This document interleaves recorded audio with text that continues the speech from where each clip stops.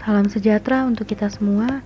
Perkenalkan, saya Francisca Humida Marpaung, analis perencanaan dan kerjasama di unit kerja kantor wilayah BPN Provinsi Papua Barat.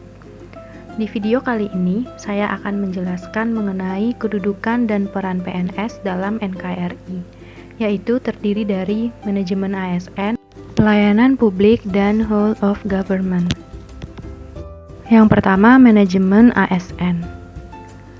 Pada manajemen ASN, saya akan menjelaskan apa saja kedudukan ASN, peran dan tugas ASN, hak ASN, kewajiban ASN, kode etik ASN, konsep sistem merit dalam pengelolaan ASN, dan mekanisme pengelolaan ASN. ASN yaitu PNS maupun PPPK berkedudukan sebagai unsur aparatur negara yang menjalankan kebijakan instansi dan bebas dari pengaruh intervensi golongan dan partai politik. Lalu peran dan tugas ASN adalah yang pertama, melaksanakan kebijakan yang dibuat oleh pejabat pembina kepegawaian sesuai dengan ketentuan peraturan perundang-undangan. Yang kedua, memberikan pelayanan publik yang profesional dan berkualitas. Dan yang ketiga, mempererat persatuan dan kesatuan negara Kesatuan Republik Indonesia. Kemudian, apa saja hak seorang ASN? Hak yang dimiliki oleh PNS dan PPPK itu berbeda. PNS berhak memperoleh gaji, tunjangan, dan fasilitas, cuti, jaminan pensiun dan jaminan hari tua, perlindungan, dan pengembangan kompetensi. Sedangkan PPPK hanya berhak memperoleh gaji dan tunjangan, cuti, perlindungan, dan pengembangan kompetensi. Selain memiliki hak, ASN juga harus menjalankan kewajibannya, diantaranya 1. Setia dan taat pada Pancasila, Undang-Undang Dasar 1945, NKRI, dan pemerintah yang sah. Kedua, menjaga persatuan dan kesatuan bangsa. Ketiga, melaksanakan kebijakan. Keempat, menaati ketentuan peraturan perundang-undangan. Kelima, melaksanakan tugas dengan penuh pengabdian, kejujuran, kesadaran, dan tanggung jawab. Keenam, menunjukkan integritas dan keteladanan. Ketujuh, menyimpan rahasia jabatan. Dan kedelapan, bersedia ditempatkan di seluruh wilayah NKRI. Selanjutnya adalah kode etik yang harus dimiliki oleh seorang ASN, yaitu sebagai pedoman panduan birokrasi publik dalam menjalankan tugas dan kewenangan agar tindakannya dinilai baik. Kedua, sebagai standar penilaian sifat, perilaku, dan tindakan birokrasi publik dalam menjalankan tugas dan kewenangannya. Dan etika birokrasi penting sebagai panduan norma bagi aparat birokrasi dalam menjalankan tugas pelayanan pada masyarakat dan menempatkan kepentingan publik di atas kepentingan pribadi, kelompok, dan organisasinya. Kode etik dan kode perilaku ini bertujuan untuk menjaga martabat dan kehormatan ASN. Sistem merit merupakan kebijakan dan manajemen ASN berdasarkan pada kualifikasi, kompetensi, dan kinerja secara adil dan wajar tanpa membedakan faktor politik, ras, agama, asal-usul, jenis kelamin, dan kondisi kecacatan. Kemudian, bagaimana konsep sistem merit dalam pengelolaan ASN dan apa urgensi penerapannya dalam manajemen ASN? Prinsip sistem merit terdiri dari keadilan, kewajaran, objektif, dan berbasis kinerja. Lalu, pelaksanaan sistem merit dalam beberapa komponen pengelolaan ASN terdiri dari penyusunan dan penetapan kebutuhan, penilaian kinerja, dan pengembangan kompetensi, promosi, mutasi, maupun penghargaan. Sistem merit ini penting dalam manajemen ASN karena pemerintah membutuhkan sumber daya manusia yang berkualitas dilihat dari sisi kualifikasi, kompetensi, dan pengalamannya.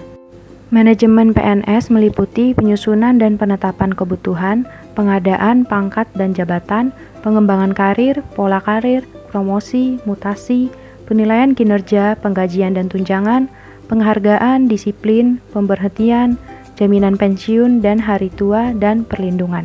Sedangkan manajemen PPPK meliputi penetapan kebutuhan, pengadaan, penilaian kinerja, penggajian dan tunjangan, pengembangan kompetensi, pemberian penghargaan, disiplin, pemutusan hubungan perjanjian kerja, dan perlindungan. Selanjutnya yaitu pelayanan publik. Bagaimana konsep dan apa saja prinsip pelayanan publik? Birokrasi publik berkewajiban dan bertanggung jawab untuk memberikan layanan yang baik dan profesional. Pelayanan publik merupakan salah satu perwujudan dari fungsi ASN sebagai abdi masyarakat, di samping sebagai abdi negara dengan maksud untuk mensejahterakan masyarakat. Dengan ciri-ciri sebagai berikut: efektif, sederhana, diselenggarakan secara mudah, kejelasan dan kepastian atau transparan, keterbukaan, dan efisiensi. Pembukaan Undang-Undang Dasar tahun 1945 mengamanatkan bahwa tujuan didirikan Negara Republik Indonesia antara lain adalah untuk memajukan kesejahteraan umum dan mencerdaskan kehidupan bangsa. Amanat tersebut mengandung makna negara berkewajiban memenuhi kebutuhan setiap warga negara melalui suatu sistem pemerintahan yang mendukung terciptanya penyelenggaraan pelayanan publik yang berkualitas dalam rangka memenuhi kebutuhan dasar dan hak sipil setiap warga negara atas barang publik, jasa publik, dan pelayanan administratif sesuai dengan prinsip pelayanan publik. Dengan mempelajari konsep dan prinsip pelayanan publik, serta pola pikir ASN sebagai pelayan publik, diharapkan ASN mampu mempraktikkan etiket pelayanan publik dalam tugasnya sehari-hari. WOG atau Whole of Government adalah sebuah pendekatan yang mengintegrasikan upaya kolaboratif dari instansi pemerintah untuk menjadi kesatuan menuju tujuan bersama.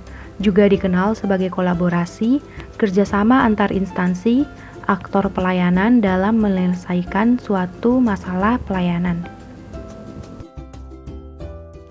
Mengapa WOG diperlukan untuk mengatasi masalah pelayanan? Pertama, kita lihat dulu problem utama pada pelayanan publik, yaitu diantaranya inefisiensi, tumpang tindih, dan ego sektoral. WOG berperan untuk mengatasi problem tersebut dengan berupaya untuk memahami penting kebersamaan dari seluruh sektor guna mencapai tujuan bersama. Selain itu, memudahkan stakeholder dalam menjalankan kewajibannya. Whole of government perlu diterapkan supaya masyarakat puas terhadap pelayanan publik, yaitu dengan menekankan kebersamaan dan menghilangkan sikap sektoral pada setiap instansi pemerintah agar pelayanan yang dilakukan dapat selaras. Lalu, apa saja contoh implementasi WOG? Ada 3 jenis pelayanan yang mungkin bisa kita adopsi dengan konsep-konsep WOG. Di antaranya, 1. Pelayanan yang bersifat administratif. Contohnya, pelayanan KTP yang data-datanya terintegrasi dengan paspor, kartu kredit, dan sebagainya ke depannya. Sehingga ke depannya, pada saat diperlukan, tidak perlu adanya fotokopi berkas-berkas yang memakan biaya, sehingga lebih efisien dan langsung terekam pada database. Yang kedua, dalam pelayanan pengadaan barang dan jasa. Contohnya, pelayanan pengadaan barang dan jasa dipusatkan secara elektronik, sehingga aturan main, proses, dan sebagainya akan terjadi keseragaman untuk kepentingan para pengguna pelayanan, sehingga proses pelayanan akan bergerak lebih cepat dan mengurangi biaya. Yang ketiga, pelayanan regulatif. Contohnya sistem pelayanan satu atap yang saat ini sedang berjalan. Penggunaan teknologi IT pada sistem pelayanan satu atap seperti penggunaan barcode misalnya, sehingga kedepannya diharapkan dapat memberi kemudahan dalam melakukan pembayaran dan mengarsipkan data-data secara digital. Sekian pemaparan singkat dari saya mengenai manajemen ASN, pelayanan publik, dan whole of government. Kiranya dapat bermanfaat untuk kita semua, dan terima kasih sudah menonton.